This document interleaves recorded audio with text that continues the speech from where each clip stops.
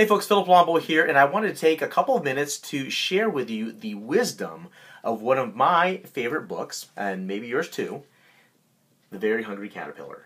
Now, I know what you're thinking. You're like, Philip, that's a children's book. It is, but it's a very, very, very wise book and absolutely related to marketing. So, just a quick spoiler alert, I am going to be going through this, so turn this off if you don't want to find out what happens at the end, okay? But anyway, let's go through this and I'll show you exactly what I mean, alright? So, when we go through it, and by the way, it's a beautifully illustrated book. I mean, I love reading it to my girls just because it's just awesome.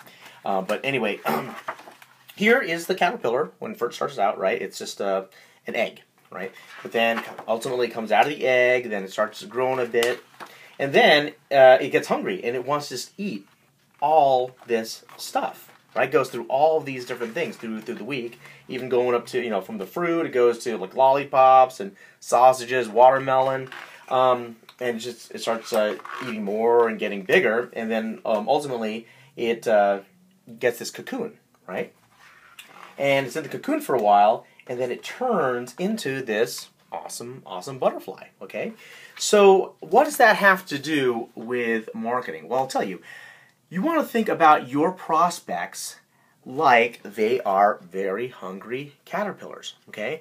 Now, in order for them to turn into butterflies, in marketing, we're thinking of butterfly as your ideal customer, okay? This is somebody that pays you a lot, pays you often, refers your services, loves your services, and actually loves you too, okay?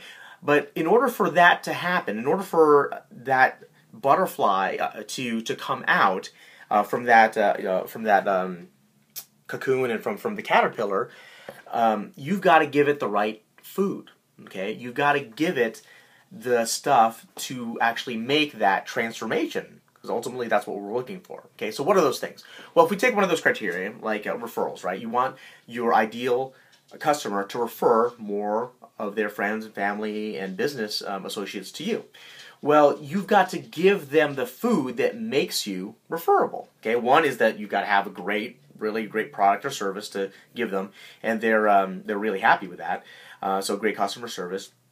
But also you have to give them the opportunity to refer to you. So ask them for referrals, okay? Often. Ask them in different ways. But only through giving them that kind of food, right? Those kinds of things to help them with the transformation, is it really going to happen, okay?